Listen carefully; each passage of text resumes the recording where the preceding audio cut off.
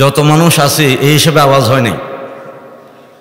সালাম যে ব্যক্তি দেয়, সালাম দেওয়াটা সুন্নত, যাকে সালাম দেয় তার জন্য ওয়াজিব হয়ে যায়। তার অর্থ হলো যেই সালাম দিবে, যাকে সালাম দিবে তাদের থেকেই সালামের হকদার হয়ে যায়। আমি এখন আপনাদের থেকে সালামের উত্তর পাওয়ার হকদার হয়ে গেছি। আমরা যদি এখন ওয়াজিব আদায় না করি, মাহফিল আদায় না করি, তাফসীর মাহফিল আদায় না করি, ওলামাদের মজলিস আদায় না করি, বাড়ির যাইতে বিবির হক আদায় করবো না, বোনের হক আদায় করবো না, ফুফির হক আদায় করবো না, মানুষের হক আদায় করবো না, আল্লাহর হক আদায় করবো না, বন্দার হক আদায় করবো না, তাহলে তো আমরা সারা জীবনটাই তাফসীর মাহফিলটা বেকার হবে। এখানে আমরা এই হক আদায় করার জন্য প্রতিজ্ঞা করি সালামের উত্তরটা জোরে দিই। পশ্চিম পাশে যারা আছেন, কেবলার পাশে আছেন, কিন্তু সালামের জবাবটা পুরো পাই নাই। যারা সালামের উত্তরটা পুরোপুরি দিতে পারেন নাই, তারা বসে বসে ইন্নালিল্লাহ করেন 100 বার। ইন্নালিল্লাহ করতেন না, সালামের উত্তরও দিতেন না, সালামের জবাবও দিতেন না, ইন্নালিল্লাহ করবো না। কেন? এত একটা ওয়াজিব আদায় করে যদি করতে না পারি, আমার উপর একটা ওয়াজিব হক আদায় যদি না থাকি যায়, এটা গুনাহগার হয়ে যাব। তো গুনাহগার হওয়াটা এটা কতটা দুর্ভাগ্য। এবং যার মুখে দিয়ে সালামের জবাব বের হয় না, তার অন্তরের মধ্যে মাওলার মহব্বতের ভালোবাসা নাই, তার অন্তরের মধ্যে জিকির নাই। যার অন্তরে জিকির নাই তার মতন মরা দুনিয়াতে আর নাই। একটু আস্তে বলেন না ঠিক না বেটে? আর একটু জোরে বলেন না ঠিক না বেটে? মরা অন্তরওয়ালা যা কিছু ঘটায় সব মরা অন্তরওয়ালারা ঘটায়, ঠিক না বেটে? আরে এইটাও তো মরে যাইতে আছে।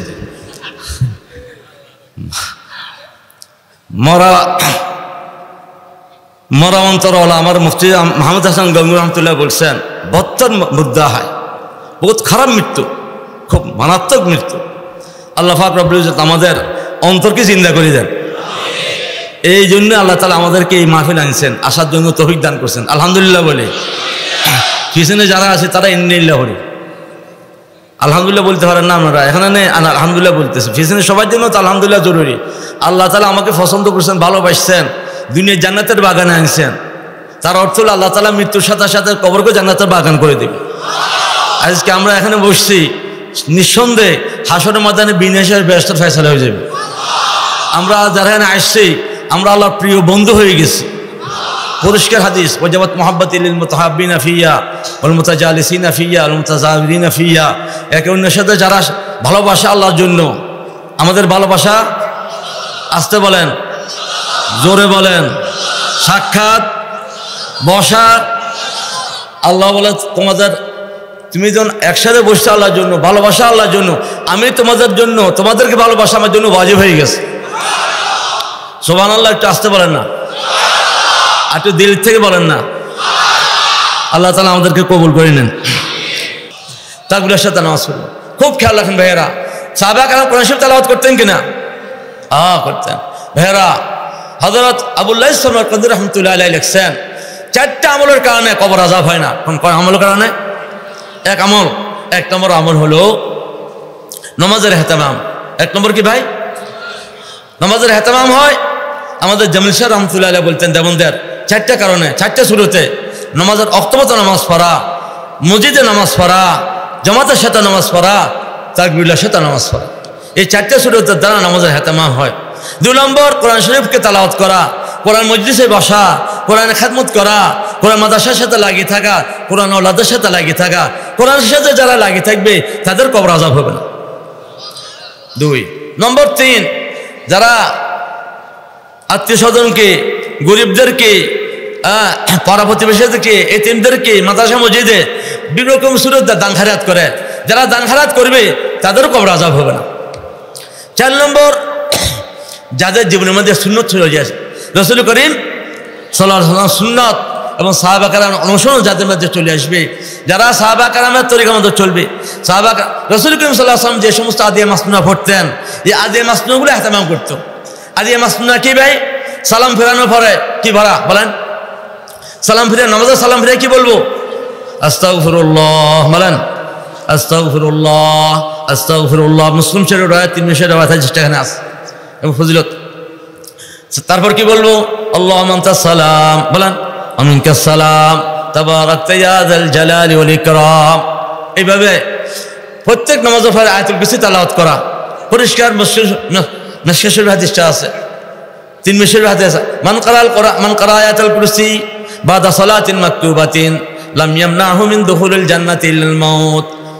যারা সব সময় ফারজ ওয়াক্ত নামাজের পরে, 5 ওয়াক্ত নামাজের পরে যারা আয়াতুল কুরসি তেলাওয়াত করবে, মৃত্যু দেরি জান্নাতে যাওয়ার তার দেরি নেই।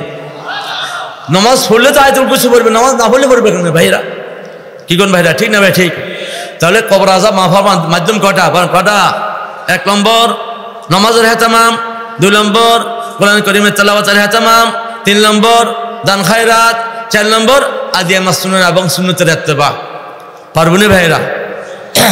সাথে আরো 4টা কথা বলি ফেলাই। কবর আযাব হয় 4 কারণে। আবুল্লাহ সামকাদ্দি রহমতুল্লাহ লিখছেন তামবিল গাফিরিন মধ্যে, কবর আযাব হয় কয় কারণে? 1 নম্বর মিথ্যা বলার কারণে। কোন কি কারণে? মিথ্যা বলার কারণে। ভাওরা খবর রাখো, মিথ্যা সাক্ষী দিয়া, মিথ্যা কথা বলিয়া, মিথ্যা কেস দিয়ে ঢুকাইতেছ, খবর হয়ে যাবো সব। খবরের মধ্যে সব খবর হলত খাইবে অসীমিত। 1 নম্বর মিথ্যুকুর দল, তাদের কবর আযাবের মধ্যে। কবর আযাব কি বিজনেস শুরুতে আছে, 99টা সাবের কথাও আসছে।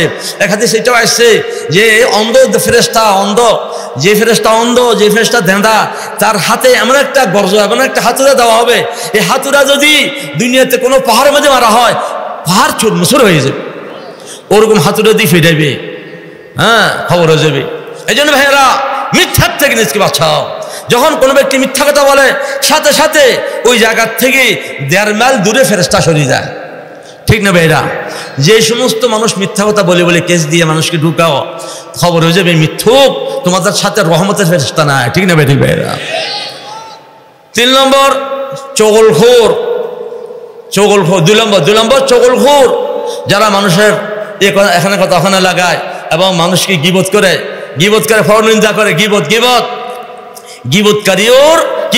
গীবতকারীরও কোনো সময় কবর শান্তি হবে না, কবর রহমত পাইবে না, কবর মধ্যে নিয়ামত পাইবে না। গীবতকারীর কবর আযাব হবে, হাদিস পরিষ্কার আছে। 4 নম্বর দুর্নীতিবাজ। 4 নম্বর কি ভাই? খেয়ানতকারী, দুর্নীতিবাজদেরও কাল হাসর ময়দানে অবস্থা খারাপ হয়ে যাবে। মৃত্যুর পরে কবর আযাব হবে। কোন বাজ? দুর্নীতিবাজ, খেয়ানতকারী। 4 নম্বর যারা পেশাবার থেকে নিজকে না বাঁচায়, ঢিলা লয় না, পানি খরচ লয় না, একবারে গরুর মতন দাঁড়া হিসাব করে। আছে না ভাই কিছু মানুষ এরকম গরুর দল, এগুলো কবর মধ্যে। ইস্তানজুল বাউল ফাইন্না আম্মাত আযাবাল বিনা, এই দোয়াগুলো আমরা পড়ি না। যখন সূর্য অস্ত যায় তখন একটা দোয়া আছে না ভাই? বলুন তো কেউ আছে না? কেউ পারবেন না দোয়াটা?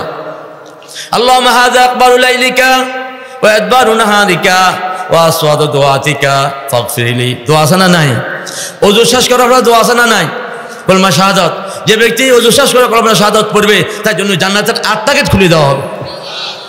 এভাবে ভাইরা শোয়ার সময় যদি ইস্তিগফার পড়ে, আস্তাগফিরুল্লাহ আল্লাযী লা ইলাহা ইল্লা হুয়াল হাইয়ুল কাইয়্যুম ওয়া আতুবু ইলাইহি 3 মাররাত, 3 বার যারা পড়বে তার 4টা লাভ।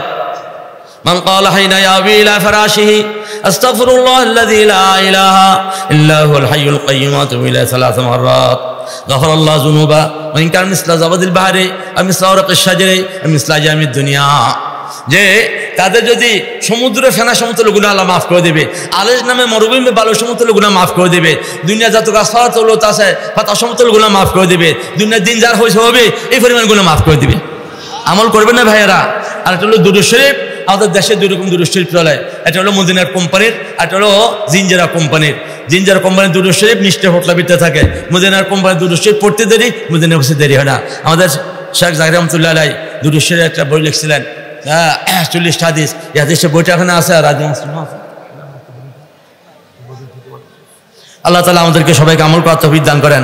এবং ফেব্রুয়ারি 3 ফেব্রুয়ারি লালমাই উপজেলা বাগমারা বাজারের পাশে মাহমুদনগর মাদ্রাসা, ওখানে আমাদের বার্ষিক ইসলাহি জোট সকাল থেকে আমাদের মুফতি মুশতাকুর নবী সাহেব অনেক বুজুর্গ আছেন, আপনার দাওয়াত। আসসালামু আলাইকুম ওয়া রাহমাতুল্লাহি ওয়া বারাকাতুহু।